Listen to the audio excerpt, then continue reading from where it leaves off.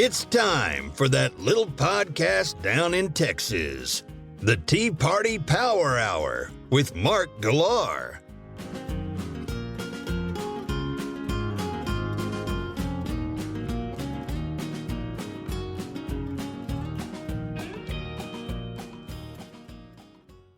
Welcome to the Tea Party Power Hour. This is your host, Mark Galar. My guest is Mr. David Johnson. He is the co-author of the Diversity Con, The Secrets and Lies Behind the Shady DEI Industry. His co-author is Kent Heckenlively, but I've got it on good authority that David did all the heavy lifting on this, so we've got the right guy on the show. David was a packaging engineer for Hasbro when he began attending some of their DEI classes and was so shocked by what he was seeing, he recorded them and passed them on to James O'Keefe at Project Veritas, which has probably changed David's life forever. David is a guest that I especially love having today because he's going to be a guest that's going to be hard to tear down, hard for the left to tear down. He's African American. He's gay. He's admittedly left of center. Don't get a lot of left of center people coming on the show. So they're not going to be able to say he's a racist, although Juan Williams was once called a racist. And they're not going to be able to say he's a homophobe. So I'm not sure what ammunition they're going to use against him. All I know is I'm really glad to have him here. David, welcome to the show. Appreciate the introduction, and I suppose they could still call me a transphobe, but we'll see. Oh, that's right. That's right. I read a good chunk. I read about 2/3 of the book. I think you are a transphobe. Yeah, I do. Only towards what they call trans children. Trans adults, I don't really care that much about, though I have my concerns. I think we all do, but I have to tell you, I'm the exact same way. I worked at a company that had a trans client. He called himself Martha, and frankly, came in. He did whatever business he had to do, and it was really no big deal. But I draw a line of distinction between someone like Martha, who I think genuinely had gender dysphoria, and someone who wants to put on an outlandish costume that I think mocks women. You know what I'm talking about, the exaggerated wigs and makeup and the watermelon-sized prosthetic breast. I mean, that's mocking women. That's not, I want to be a woman. And they go into kindergarten classrooms for drag time story hour. That's what I have a problem with. And if that makes me a transphobe, then I'm right there with you. So I think it's a big club. But take us back. You're at Hasbro. You've got a job with a great company. It's a really large company. I imagine the benefits were great. And you're going into this DEI classroom, and they start saying what exactly? The line that caught most of my attention and raised alarm bells was that I believe it was at 4 years age, white children would experience the same heightened level of racial bias as their parents. And I'm from upstate New York, so big melting pot. Lots of people from all over, first and second generation immigrant families. So when I heard that, it just directly went against not only like what we're taught in school about Martin Luther King's, his ideals of colorblindness, but just to claim that all white children are racist is racist in itself. But their framework that they work off of is that racism is now prejudice plus power. And it's that addendum of adding power that allows them to claim wildly racist statements while at the same time saying that they're not racist themselves. I think it's interesting that you point that out.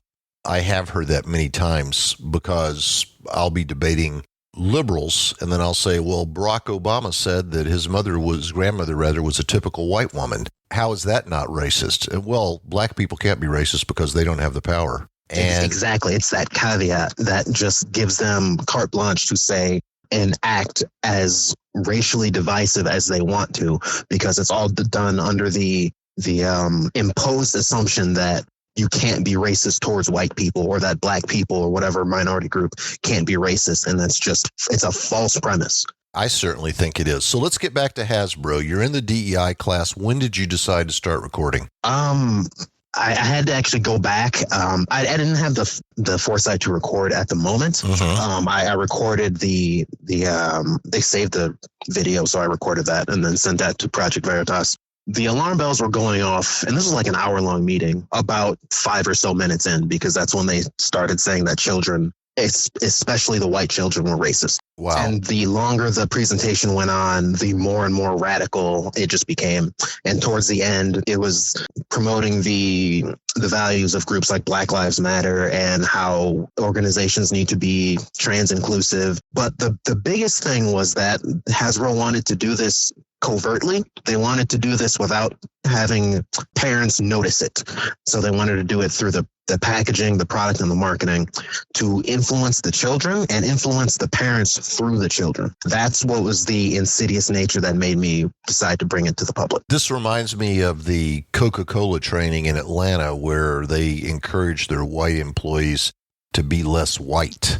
And it's absolutely ridiculous. Now, when you did decide to start recording, was this an easy job? Because it's one of those things where if anyone can't attend the DEI training, don't worry, we're going to record it and it'll be available online. So you were able to get recordings that way, or did you at any point start taking recording devices with you into these meetings? It was only the one meeting. I was just fortunate for me that they had saved it. But it's that this ideology has been spread all across corporate America and even in educational America. Children K through 12 are going through these same exact trainings. You can see the likes of James Lindsay bringing this to attention all across the nation. And I bring attention to similar things in my book as well, that this is not an isolated incident. Large corporations such as Hasbro, Walmart, Nike, the NFL, Nickelodeon, Cartoon Network, massive organizations are pushing this onto children and just Americans in general. Well, how much of that is related to ESG and how much of it is related to the fact that the people at the top of these corporations are woke? It is all related. It is a billion-dollar industry that's being pushed, this racial agitation. Actually, it's beyond that. It's racial, gender, and sexual identity agitation to essentially trying to foment a revolution of identity within America, but in the wider West as well. As it's been explained to me, the whole idea, and I love the way you did this in the book, but you kind of likened it to the type of brainwashing that went on in Korea during the Korean War with our soldiers. The way they would break somebody down, destroy their identity, and then give them a safe space to go to with coming out and saying something negative about the United States. That was the safe space here. Here they're tearing people down, and the safe space is change your gender or embrace BLM or whatever. But it's the same idea of we're going to take away who you are through brainwashing, gaslighting, whatever, and then we're going to make you into what we want you to be. We want you to be Marxist revolutionaries. Exactly. Am I close? You hit the nail on the head there. It's a very well understood psychological tactic of breaking people down by introducing doubt in who they are and the things that they claim. The best example of this is the term anti-racist. They'll go to someone and say, you don't want to be a racist, which most Americans are not racist people. So then they'll do the bait and switch and say, okay, if you're not that, then you must be anti-racist. And anti-racist is a very loaded term that most people don't understand. But then from that point, they can start to break you down and indoctrinate you with the principle of you have some original sin, whether it's because you're straight, you're white, or you're religious, and then say, because of that, you're oppressing all these other people. So if you don't want to do that, you don't want to be a bad person, you need to accept our premises. And it breaks people down into these identity groups and loads them up with emotional guilt for things they have not done. And it just grows this resentment between all of these divided identity groups. It doesn't bring people together, as they claim. It's a very, very divisive ideology.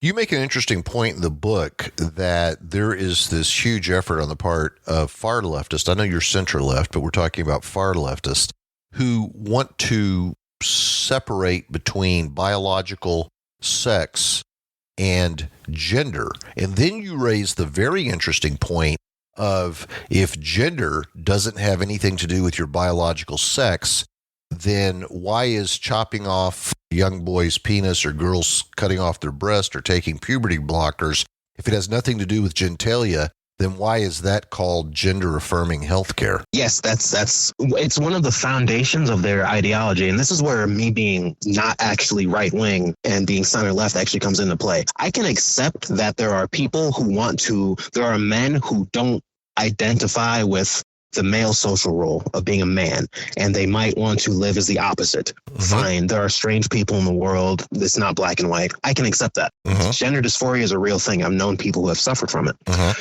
But on the premise of, okay, if gender is separate from sex and there are people who want to live as the opposite gender, you cannot then go to confused adults or confused children and then say, to fix your gender, we need to chop off your sexual organs, because they're bringing it back to conflate the two as one, even though their entire movement is built on them being separate. So it's inherently illogical and contradictory. But again, if you question that, you will immediately be labeled as transphobic or bigoted because they don't want to have the discussion. They're not trying to help these people. They're trying to take advantage of them for a Marxist ideology. And that's what I have a problem with, especially when they're going to children and castrating them chemically or physically. You made the point, and you had the courage to say it, that the drag time story hours, I mean, it's all about grooming at that age. 100%. I guess what you could call the gay community or the gay lifestyle, like not just people who are homosexual, like there's a very sexualized aspect to the gay community, which anyone who's being honest will admit.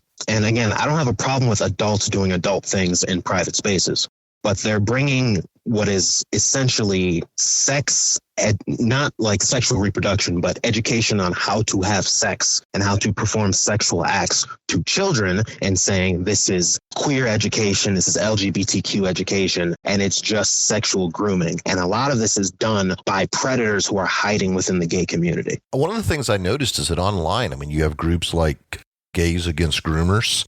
The LGB part of LGBT isn't happy with some of the extremist trans behavior as it pertains to predatory actions toward children. So we're actually hearing the rest of the community, the LGBT community, speak out against this.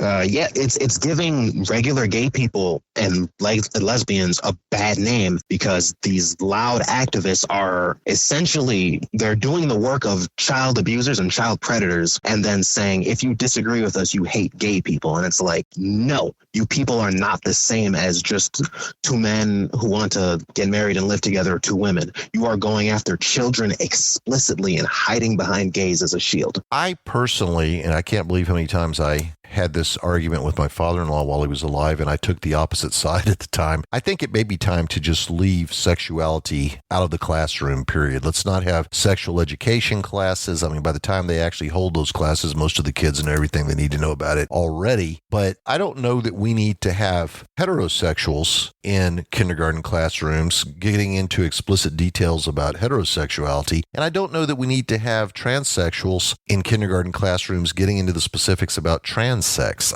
Let's let the kids have a little period of innocence, that time when you believe in magic and believe in fairy tales. That's kind of an important part of being human. And I just think we need to not try to steal that innocence away from them at such an early age. What are your thoughts? I fully agree. I don't think sexual reproduction education honestly needs to be done before, I guess you could say, early high school or late middle school, when children are about hitting puberty. And even then, when I was in school, it was opt-in. The teachers had to inform the parents of what they're going to be instructing. Now, with the LGBTQ education, as they call it, they're trying to go to children as young as kindergarten and trying to teach them about sexual concepts. And virtually none of it is about reproduction. It's just sex and kink education. But I think you're correct. Like, we should just go back to a time of, this is how humans are made. And if you have any other questions, you can ask your parents. I have to say that I like that. And although my dad was kind of a prankster, so I have to tell you, whenever I was in fourth grade, I was at a Catholic school. I went to Catholic school from kindergarten through eighth. And we, believe it or not, had sexual education in the Catholic school. One of the problems was girls were getting out of Catholic school and heading to a public high school, because we didn't have a Catholic high school in town at the time, and were getting pregnant sometimes in very short order. So they thought, we need to tell them a little bit about this, because, they need to understand where babies come from, or they're going to start making them really quickly. Exactly. Yeah. I think that's a good point. Like, we don't want a rise in teen pregnancies. So basic education on if you do these actions, these are the consequences, because this is how humans reproduce, like any other animal. But then that should be the cutoff. And then any further questions by the students, the teachers should just say, go ask your parents, or perhaps maybe even in schools, get parents involved in, like, have a random selection of the parents just sit in on these sex education classrooms, so then they can determine if it's acceptable or not. That's one of the good things that the pandemic brought us, is that Zoom classes allowed parents to get a peek at what was going on in the classrooms. And that's whenever a lot of the, frankly, hell-raising started, was because parents were going, I didn't know they were teaching this crap. It can be done, but it has to be done properly. When I say we had sex education in Catholic school, I mean, it started like in first grade with a bee and a flower. And that's about as far as we got in first grade. And it was in fourth grade that I still remember the woman's name. I'm not going to say it out loud because she's still alive and she actually lives in this town. But they were kind of getting around to intercourse, and I think the teacher, quite frankly, was very nervous about it. So I went home and my dad said, hey, Mark, what are they teaching you in the sex ed class? And I said, oh, they're teaching us where babies come from. And he was like, well, how does it work? And I said, well, the sperm gets inside the woman and it fertilizes the egg, and the egg starts splitting and splitting and splitting. And so he said, how does the male sperm get inside the woman? And I said, you know what? They didn't mention that. He said, well, you should really ask your teacher tomorrow.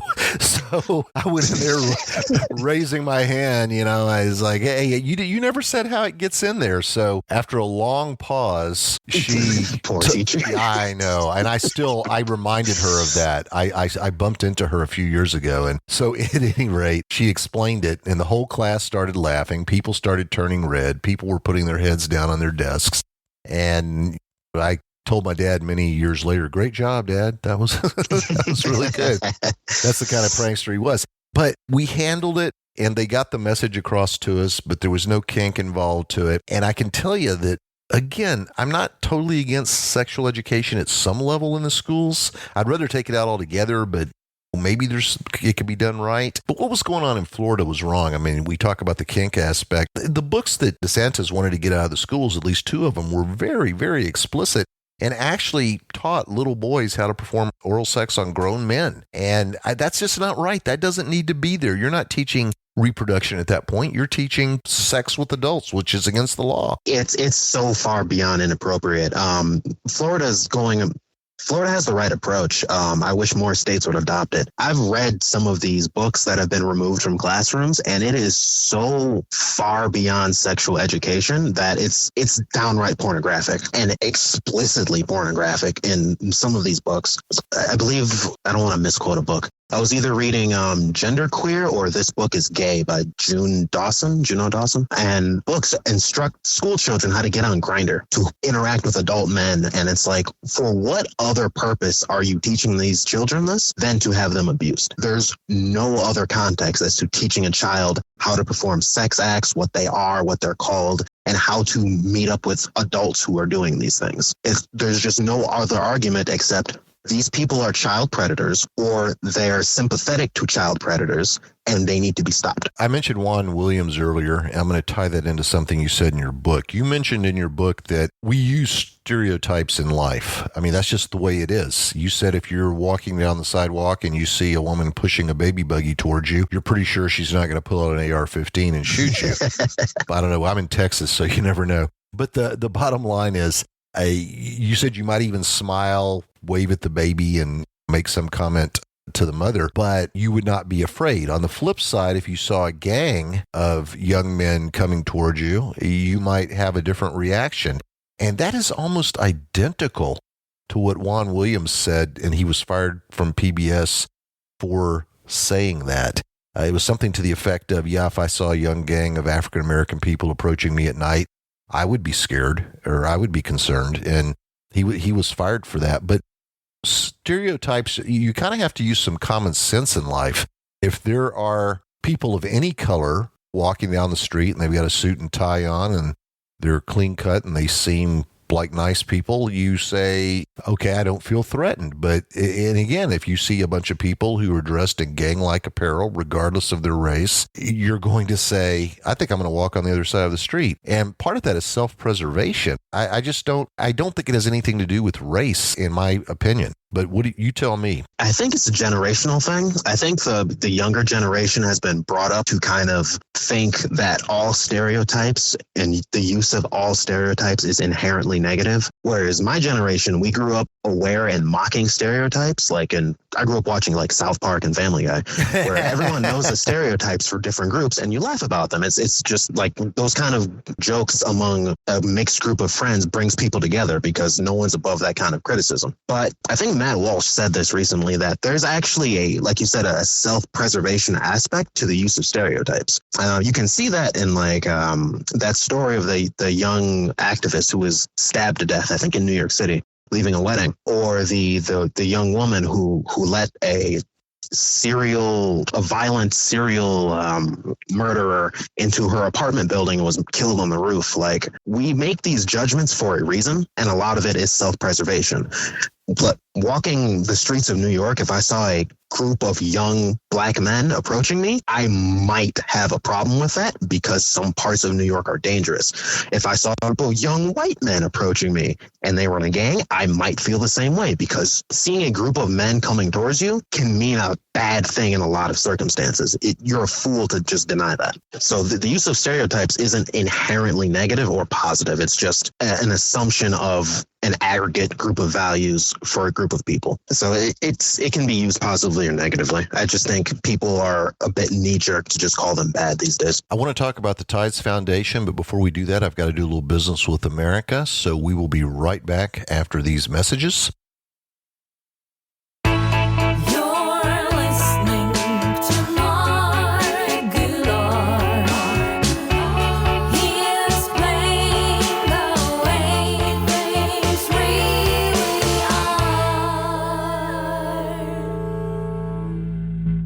And we are back with David Johnson, the author of the Diversity Con, The Secrets and Lies Behind the Shady DEI Industry. David, you mentioned the Tides Foundation and you go into a lot of detail in the book.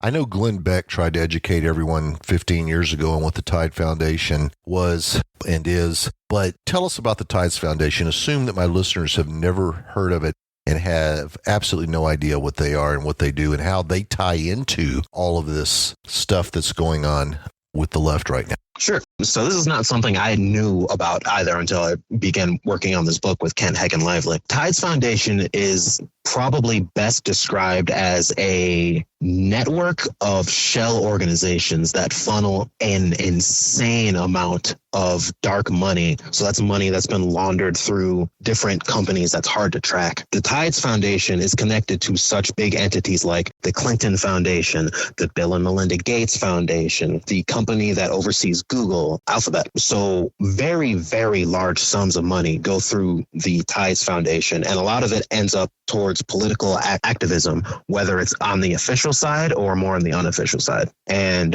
in the book, we describe how millions of dollars, hundreds of millions of dollars ends up in organizations such as Black Lives Matter, who went around 2020 destroying and torching several cities across this country. It's not by coincidence or happenstance that these groups are so well organized and so well funded, and that there are organizations to get these violent terrorists out of jail immediately as soon as they get in. They're organized and funded by a lot of these powerful corporations. And a lot of these corporations are also the ones who are pushing down things like ESG and DEI from a corporate level. So it's a very interconnected web of money and corporate political interests. You name names in the book, and I'm not afraid to do that on the Tea Party Power Hour. So let's name a few of them. When you said corporations are sponsoring the Tides Foundation, it's not just these large NGOs. It's people like Johnson & Johnson, Macy, Pfizer. May have left some out. What did I leave out? There's a few others I listed out in the book. I don't have the list in front of me, unfortunately. Okay, that's all right. No. Very, very large corporations, and they're all interconnected through this web. So I'm on the board of a large corporation, and I want to sponsor BLM burning down a city block. Okay. But I don't want to write a check directly to BLM, because then if some right-wing news media organization like Fox gets a hold of it, they're going to put it on the air, and then all conservatives are going to stop shopping at our stores. So instead, they give a large amount of money to the Tides Foundation, which then in turn might give it to some other NGO or one of their spinoffs. I think there used to be one you said called was it the Waves Foundation or something along those lines? And yeah, I believe. Okay.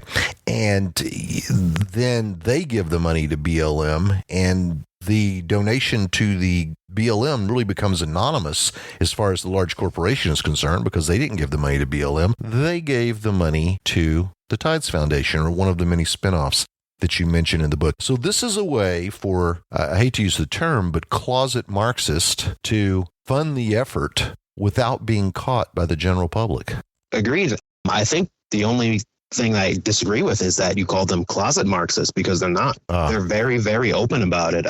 Patrice Cullors, who is one of the big heads of BLM, was on video saying, and I quote this in the book, they are trained Marxists. This is what they do. I've seen that video. And what's ironic is I've seen other people, including a guest I had on last week, Liz Wheeler. Liz has been criticized online for saying that BLM is filled with trained Marxists.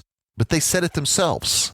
And it's okay for them to say it, but if a little white girl says it, then she's racist for saying it. It's outrageous. Yep, this goes back to that racial agitation, that if you come out and criticize these identity groups or organizations that say they stand for these identity groups, then they will just smear you as a bigot instead of looking deeper into the truth of the matter. And the truth of it is a lot of these organizations are openly Marxist or socialist or communist, and they're doing these things to promote racial agitation and divisiveness. I'm not entirely sure, because I'm not in their heads, what they perceive the end goal to be. But from my perspective, it seems like they're trying to usher in a new era of either segregation or maybe apartheid.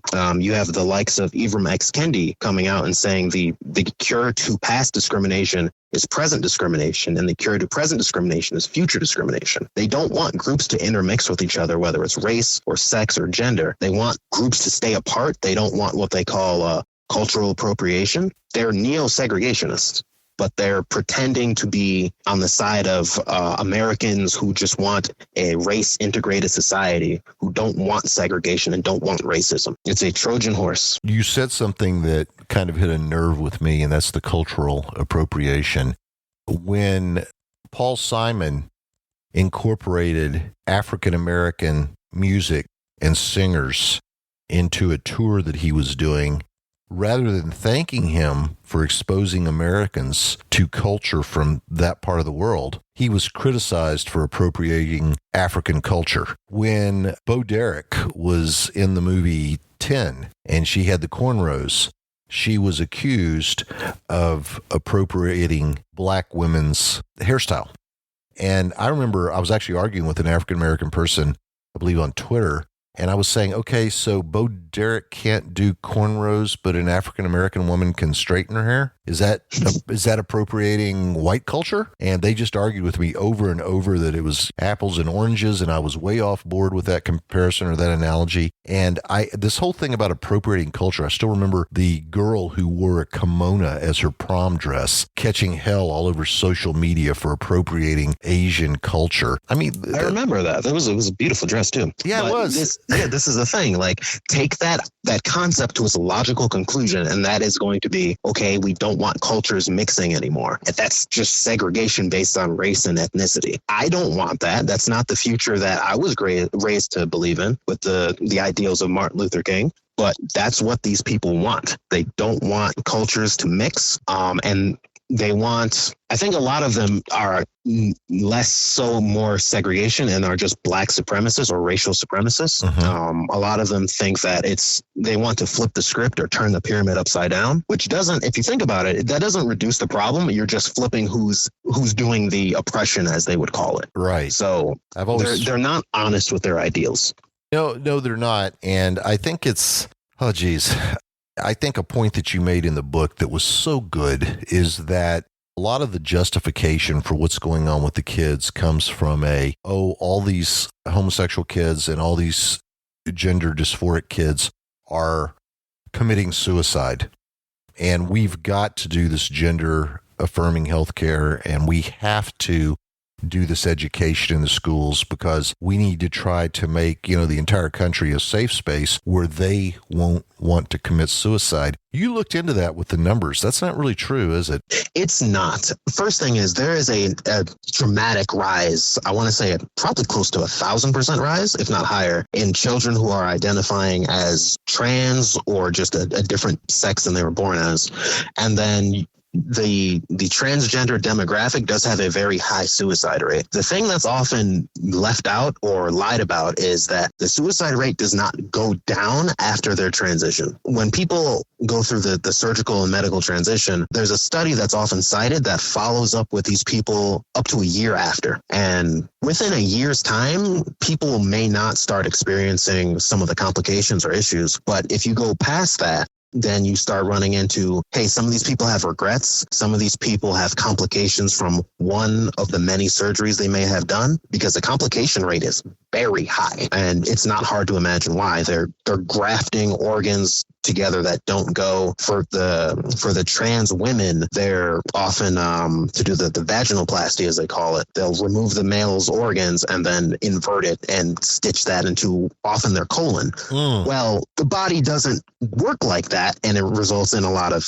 infections and complications. So when you start looking into the details, it's not hard to imagine why the suicide rate might go up after, or it doesn't decrease, because now a lot of these people are realizing, I have to live as a medical patient my entire life, and they can't have kids. They can't have a normal family in a lot of cases. And the drugs that they're on make them wildly unstable in a lot of cases. So that's the thing that's left out. And I just want to also add on, the claim that children will kill themselves if they're not allowed to transition is such an emotionally manipulative tactic. It's identical to a unstable girlfriend saying, if you don't do what I want, I'll kill myself. Good analogy. Yeah. That is a very good analogy. You also pointed out, after pointing out that this doesn't work, that Republicans at one point thought that it was a great idea to talk to kids about drugs.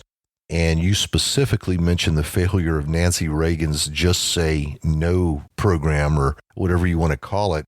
I was watching Jay Leno in Austin, Texas, and he said that he didn't do drugs. He's never done drugs. He doesn't even associate with anyone who does drugs, but that every time he saw Nancy Reagan on TV saying don't do drugs, he just wanted to grab a syringe and shoot up with a few cc's of anything he could find. Nancy Reagan may not be the best example because she was not popular. I think in truth, a lot of Republicans didn't really like her. So I think even Richard Nixon called her a bitch. So that's saying something. So anyway, but the bottom line is you make a very salient point in that rather than just kind of throw these things out there and see if they work, or maybe if you do throw them out there for a while and they don't work, maybe we should just let kids grow up.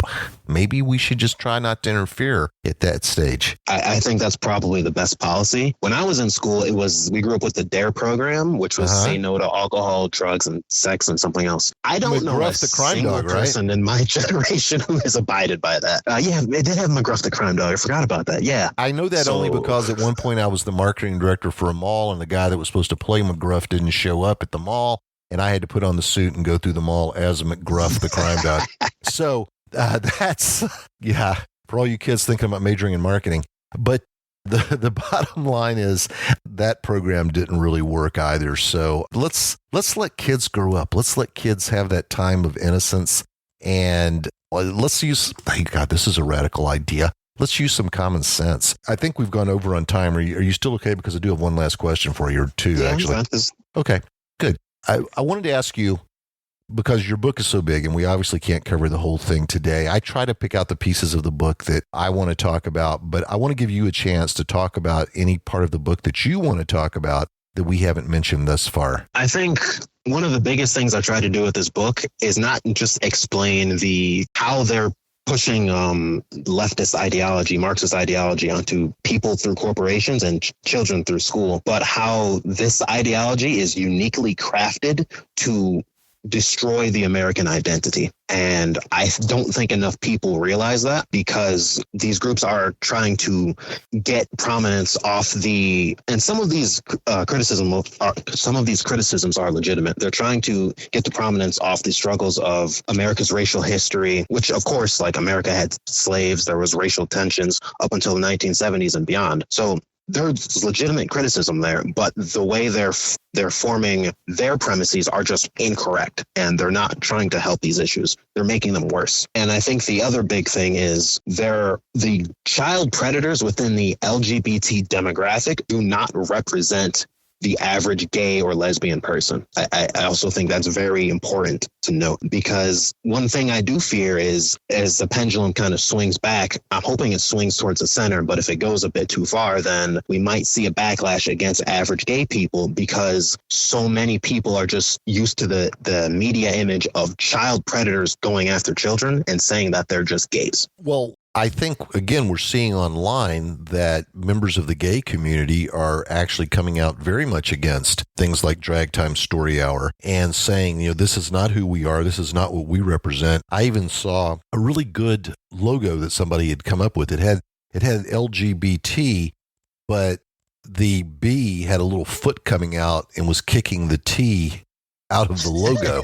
So a lot of people were saying we may have to drop the T in LGBT, because this isn't representing us. And this is, again, you're talking about a backlash against people who are gay and bi, who are as against this stuff as anybody else. In fact, I haven't seen anybody who's gay or bi coming out for this stuff online. Mainly the people that I saw online pushing it were trans themselves. And again, I even like to make a distinction between somebody who's genuinely gender dysphoric, again, like the Martha person that I recall from 30-something years ago, who didn't run around with watermelon-sized prosthetic breast and didn't have a big exaggerated wig and fingernails that were 5 inches long and glitter all over her face. This was somebody who said, I want to live my life as a woman, much like, I'm trying to remember her name, I think it's Amy Schneider, that was on Jeopardy recently, and all these other people that have engaged in a trans lifestyle. That's not the group we're talking about either. We're talking about somebody who is, frankly, usually a pre-op tranny, sometimes only puts the costume on when they're in front of kids. If you remember the story of a teacher that was caught at her apartment complex, or his apartment complex, just running around in normal clothes. And the only time he put on the drag queen outfit was when he went to teach school. So, exactly. Yeah. I like that you made that distinction. There are people that have gender dysphoria, like Blair White, who just want to live as the opposite gender role. And most people don't care. Even most people I've interacted with on the right, conservatives, do not largely care about this. But it's people who are like closer to drag queens or cross-dressers that are just doing it to get in front of children and put the idea in their heads. Those people are the predators that we need to call out. Yeah. And a lot of the arguments out there is, we're just trying to desensitize young children to this so that when they grow up, they won't be mean-spirited towards the trans community. This is all about just introducing kids to it at a young age so they won't be afraid of it. They won't think it's weird, blah, blah, blah, blah. And I don't think that has anything to do with it. Also, I will add that I had an argument with one trans person on Twitter, and they were trying to tell me that I was horrible because here you had these kind souls whose only goal with all of this was to teach kids how to read. And they were asking me, do you not want kids to learn how to read, Mark? And I said, well, first of all, there's a teacher in the classroom that's being paid to teach the kids to read. And I haven't seen any study that suggested that they can't do that without drag queen assistance. And the other thing is, I saw someone say this on Twitter, nursing homes are looking for people to come visit with them. Yeah. Why don't you go read at a nursing home? Yeah, why can't you do drag queen story hour at the nursing home? They might appreciate it. Why does it have to always be children? And that's where the mask kind of comes off, and it's, okay, you're doing this to groom them, I want to be crystal clear when grooming in the sense of you are trying to slowly normalize something that is not normal to these children so that when they're older, they are more inclined to be in these lifestyles, which is actual grooming, and it needs to be called out. It needs to be called out, and people need to just start standing up and say, now I'll borrow a line from Nancy Reagan. We need to just say no to this. You said in the book, and I thought this was a powerful line, that people need to be willing to say there are certain lines in a civilized society that you just don't cross. Exactly. Right now, we're seeing the far left, the Marxists, crossing some of those lines. So it's a great book. It really is. I mean, I enjoyed it very, very much, David. And I can tell you that there are points in there that I haven't seen made anywhere else. And I think that everybody would be wise to, the second they shut off this podcast, go to Amazon, look up the book. It's called The Diversity Con, The Secrets and Lies Behind the Shady DEI Industry by David Johnson. Just go to it, order it, get a copy of it, and I think it does a lot of things for you. First of all, it rips the mask off who these people really are, and secondly, it makes an important distinction between the LGBT community and this child predatory group that essentially is trying to destroy the nuclear family and, again, change the identity of America. So congratulations on the book. It's a great book. I hope you sell Thank you. I hope you sell a ton of copies, David. And anytime you have some point that you want to make, you are welcome to come back on the Tea Party Power Hour and make it. Anything else you want to cover before we go? I don't think so.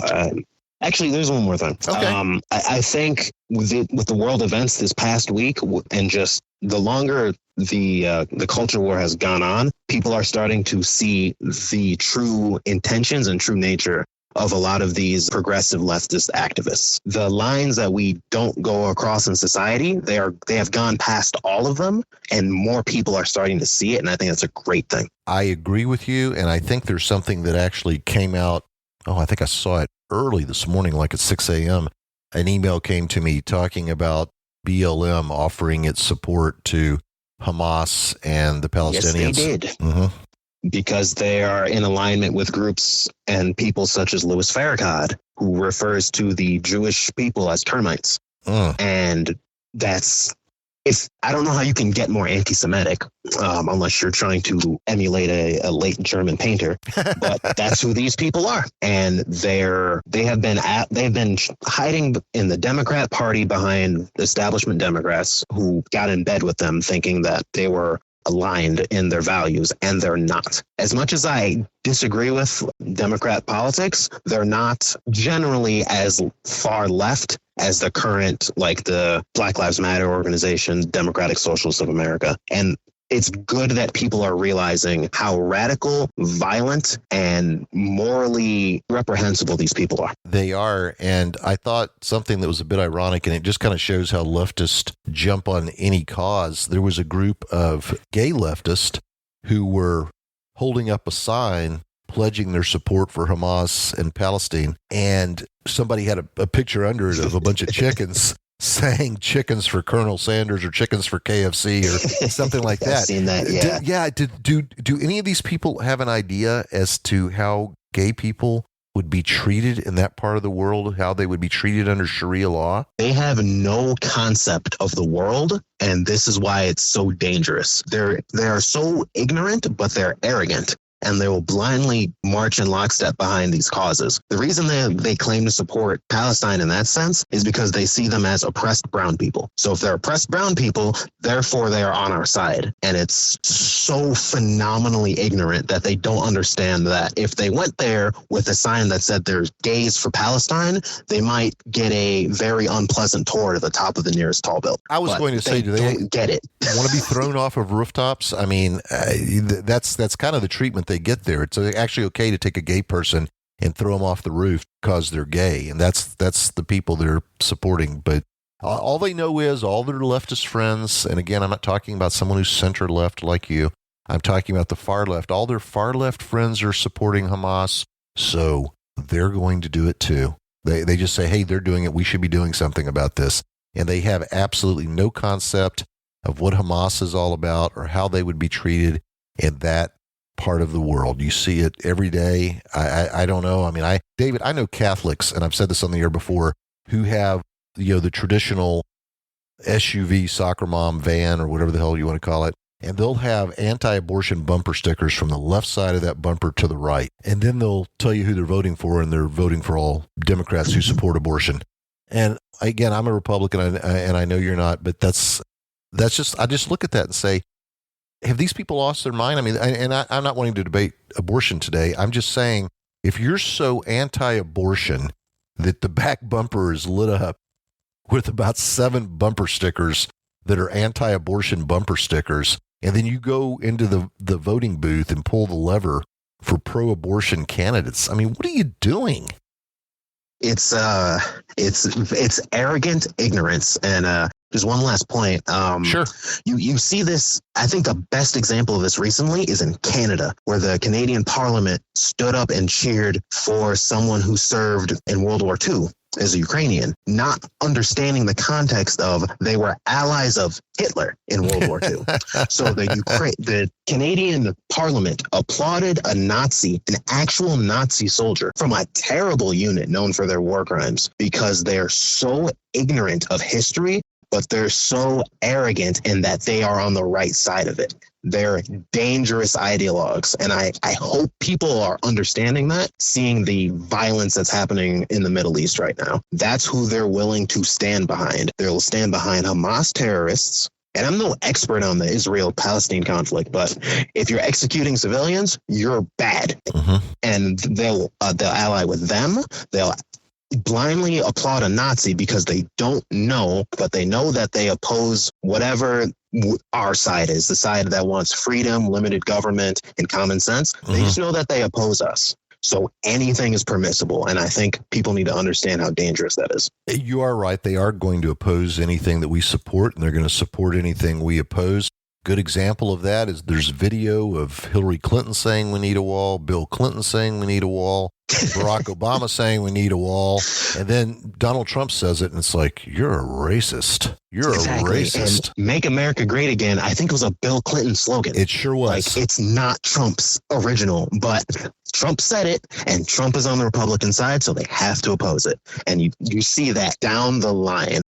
And to bring it just full circle, the current right wing right now says, hey, don't sterilize children and don't give them education on sex and kink. They oppose it for no reason other than they oppose us. I'm a former drug rep, and I always like to joke. I was one for 22 years, and I always like to joke that hydroxychloroquine became a killer drug that killed people when Donald Trump said it may offer hope. And I often said, if Trump were really on his game when it came to psychology, he would have said, hey, there's a study in Europe, a survey rather, the doctor said they're having most success treating COVID with hydroxychloroquine. It's unofficial at this point, but they're saying that drug does offer some hope. And because we really don't have the studies we need behind it, I'm going to ban the use of hydroxychloroquine in America for treating COVID. You can continue to use it to treat malaria, because we've been doing that for 50 years.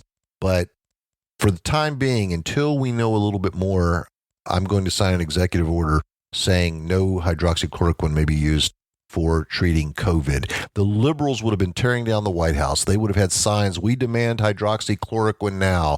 Trump killing people by holding back hydroxychloroquine. Whatever he says, these idiots go the opposite direction. And you mentioned Bill Clinton's Make America Great Again. I've actually seen a video put together where you see the commercial from when he ran for president saying, let's make it together we can make America great again. And then here he is in present times going, oh, make America great again. Anybody from the South knows what that really means. You know, it's like, oh, God, yeah, right, it's racist. It's hollow. It's such hollow virtue signaling. That's what we're up against. It is. And hopefully, and books like this are going to help. Books like this are going to help. I tell people you need to educate yourself, no matter what the topic is. And I'm sure there's some topics, because you're center-left, that we would disagree on. And that's okay, because disagreement is healthy. You have to be able to support what you're saying. Nothing wrong with that. But I had, when I was a drug rep, a doctor's wife, and I hope she's listening. I may send this to her. But I had a doctor's wife say that she was certain that Trump had colluded with Russia back in 2016. And I do a little thing I call the blank paper test. I keep a blank piece of paper with me, and I handed it to her, and I said, write down all the evidence you have that Trump colluded with Russia in 2016. And she said, well, I'm not very good at stuff like that. And I said, okay, but you said you believe it, so you must have some reason why you believe it. No, we'll just wait and see what the Mueller report I'm gonna says. start doing that. That's a good idea. Oh, it's fun. Blank paper test. Yeah, you can do it with anything involving liberals. So she says, I'm not very good at that. We'll just wait and see what the Mueller report says. I trust Mueller. I'm going to go along with what the Mueller report said. So you might imagine how happy I was when the Mueller report came out. I couldn't wait to go back to her and say, well, you said you were going to abide by whatever the Mueller report said. It said it couldn't find sufficient evidence that Trump or his campaign colluded or conspired or coordinated with Russia. So now are you willing to admit? And she said, I will go to my grave believing that the only way Trump could have beaten Hillary Clinton is because the Russians helped him. I know some people like that. Yeah. And I said, but it's unfortunate. Yeah. Like people, there's a certain segment of this population that does not care about what is true or correct. They just care about what information their side is presenting. And I can list so many examples of this. The easiest one that just comes to mind is Kyle Rittenhouse went into town to shoot a bunch of black people. Oh, yeah. And you look into it and it's like, well, he shot a pedophile, shot another pedophile, and then some other person who was also convicted of doing terrible things. And it's like, none of them were black, but people still believe this to this day because they don't care if it's true or not. They care about, one, it gave them an emotional reaction, and it furthers what their side is going for. Exactly. It's kind of like when Trump made that remark about needing the wall, and Mexico doesn't always send us their best. We get rapists, we get drug dealers, we get child traffickers, we get sex traffickers. That if you go back and watch the entire speech, that was clearly within the context of illegal immigration. And he did say, but legal immigration I'm fine with. We're going to build a wall, but there's going to be a beautiful gate in the middle of it, and anyone who wants to come here legally will be welcome to do so.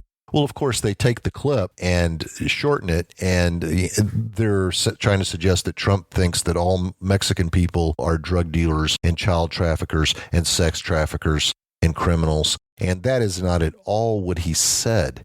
And they do this. Not. They do this over. No, that's okay. I'm just saying they do this over and over again. They'll take a little quote or something that somebody said. I think another time he was criticizing MS-13, and they took a truncated version of that and were trying to say, this is what Trump had to say about Mexicans. No, it's what he was saying about a very vicious gang, MS-13. Yeah, that speech was a political awakening for me, actually. Really? I remember at the time Trump was saying that there are coyotes who are doing terrible things to women and children at the border. And I had friends who were just laughing because they're like, you really think like coyotes, the animal, are bringing people? And I'm like, I don't understand what he's meaning. So I looked up what the heck a coyote meant in that context. And it's a human trafficker in the same way that a drug trafficker is a mule. But there's people who don't understand this context, but they hear the talking point from CNN, MSNBC, and they just go along with it because that's what the news said. So that, for me, that was a big moment of, one, there are serious problems that Trump is trying to address because human trafficking is awful and MS-13 are monsters. And two, there's like I said, there's an arrogant ignorance in this country that is going along with these destructive forces. Absolutely. And I think it's funny you say that because one of my ways of insulting liberals on Twitter, now X, would be to say that you're one of the more special blends of arrogance and ignorance that I've ever seen. And I'll say that repeatedly. So you're actually bringing up one of my favorite insults whenever I'm insulting Marxist and left wingers. I use that quote a lot. Yeah, that phrase, because it's so accurate. Oh, it really is. It'd be one thing if they were ignorant. It'd be one thing if they were arrogant. But both together is just so dangerous and insufferable. Yeah, and I can tell you're from New York because you didn't know what a coyote was. I'm in Texas, and we very, very much know what they are here. And it's just, no matter what the subject is, there's this hypocrisy. They can do it. Our side can't. Supposedly the Trump kids are horrible kids, but Ashley Biden and Hunter Biden are honor students or something. It's like they always accuse us of what they're doing. They imply that Trump had an inappropriate relationship with Ivanka, and who actually had the inappropriate relationship? It was Joe Biden showering with his young daughter, and in her journal, she actually says that the reason she's a sex addict and an alcoholic and a drug user is because of the inappropriate showers that she took with Joe Biden whenever she was a kid. I mean, think about that. Put that picture together. A little 6 to 8 year old that girl. picture too, because Hunter in his phone refers to Joe Biden as Pedo Pete, as we saw in the laptop. That's correct. Both of Joe's living children have alluded to him being a sex predator towards them, but they don't care. No, the left doesn't care. It's okay if he does it.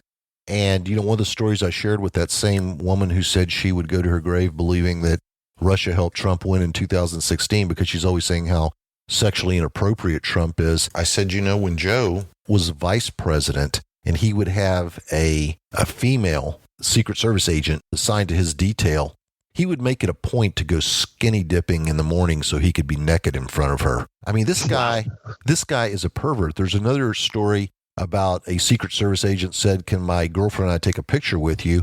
And much like he did with the evil Langora not too long ago, Biden took the opportunity to feel her up right before they were going to take the picture. I mean, how many pictures of this pervert fondling and groping young girls, little girls, sniffing children? Yeah, sniffing children.